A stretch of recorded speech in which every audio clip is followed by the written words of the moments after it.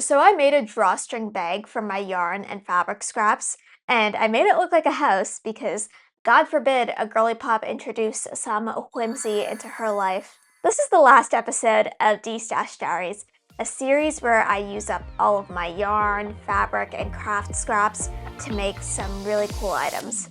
Welcome!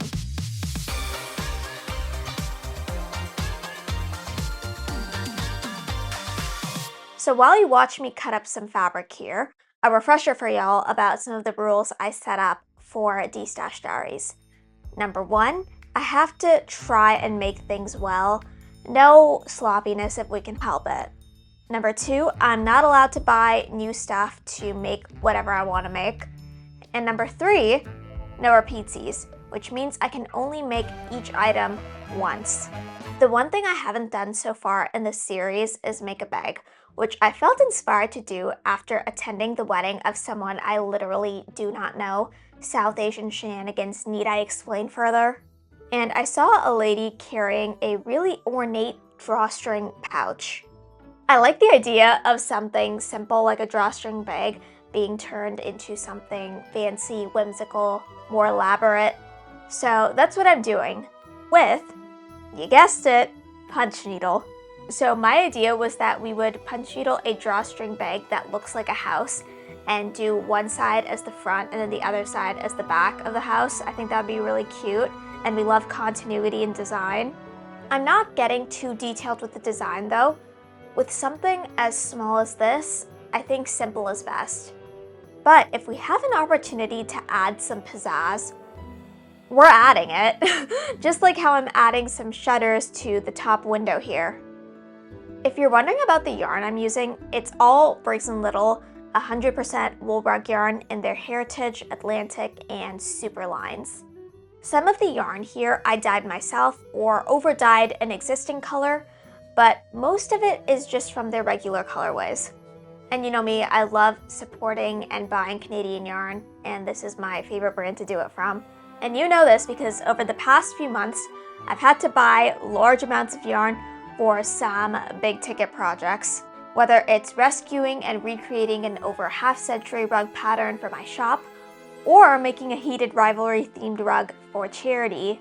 You need a lot of yarn in ideally the same dye lots for things like this. So folks, this is how I ended up with so many scraps and such a large yarn stash. We're gonna snip off all of our yarn ends, steam press this, wait for it to dry, and then get to side two. Okay, side two, time for the back side of our house pouch. Y'all, can I just say how impressed I am with myself that I was able to get both sides of this pouch onto this single bit of monk's cloth? I thought I'd have to cut up two different pieces and then draw the patterns separately, which is such a waste. So getting them all onto one sheet is slay.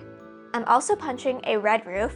For a very specific reason, I chose this color intentionally, and you'll see why later. The best and simultaneously worst part of doing Destash Diaries is when I run out of a yarn color that I really need. It's great because yay, less yarn, but also no, I needed that. I realized that I didn't have enough yarn to finish these back windows, so I alternated the blue yarn with a slightly different blue. We're not looking to make everything perfect. This is a stash busting project, and making use of scraps in creative ways is part of its charm and part of the fun in doing this. So we're going to finish up our backside and go to sleep because I did this all in one day, which, can I give a disclaimer here? I am professionally trained in punch needle. I've been doing crafts my entire life. I've been doing punch needle for half a decade, and this is basically my job. Do not use me as a benchmark for how fast or slow you should be crafting. For almost all of you, this is a hobby. Treat it that way. Okay, people, it is day two. I started off by steam pressing both sides of my house pouch. Most of my regular viewers have already seen me doing this a million times, but with every video, there's always one person for whom this is their first video of mine. So I like showing my steps and my process. The process being placing a wet towel on my work setting my iron on medium-high, and then pressing on top of the wet towel to flatten everything out. Warning, do not, and I must emphasize this, do not do this with synthetics. So the plan is simple. We need to do a lot of sewing. We need to sew a lining to both sides, then sew the sides together, and then sew a drawstring flap. To prevent fraying while I do this, I'm applying a mix of equal parts school glue and water to my monk's cloth right where I drew lines. We're being very, very careful to not put glue on the yarn, only on the fabric so that we can stop it from fraying. After it dried, I pressed in the hems of both sides using my iron so that we could get started with sewing on a lining. I'm using some scrap cotton flannel in an off-white color. We're pinning it into place with some fork pins and doing an invisible stitch with some random thread I have. Normally, if this was like a commission or an actual gift for someone, I would use a matching thread color, but again, we are destashing. This is part of the charm.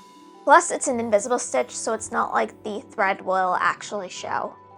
I'm stitching up the two sides and the bottom, but leaving the top as is, doing just a simple running stitch, I think that's what it's called, I'm not a sewing expert, to join the flannel and monk's cloth together, and then just cutting the excess fabric.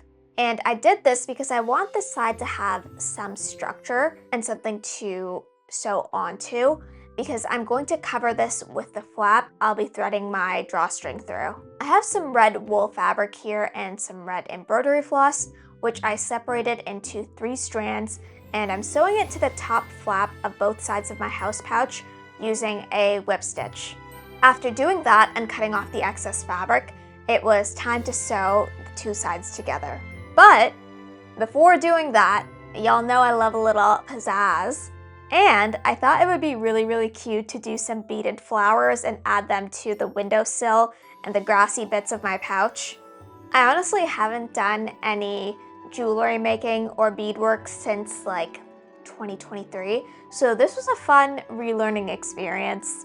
I used a random number generator to pick what bead colors to use for all of my flowers because I was being really indecisive, and I actually unearthed this bead box with the number labels already on them. I don't know what my idea behind that was. It was 3 years ago, who knows. So now we're going to stitch our 2 sides together. I'm using button and craft thread for this because we need something strong to hold these sides together. Otherwise, we would not have a pouch. I'm just doing an invisible stitch here to join these sides together. And now, our final step, making the drawstring. So now you can see why I made a red roof. This is the only ribbon that I had that I considered to be suitable for a drawstring pouch, and it's red. So that meant making the entire roof red.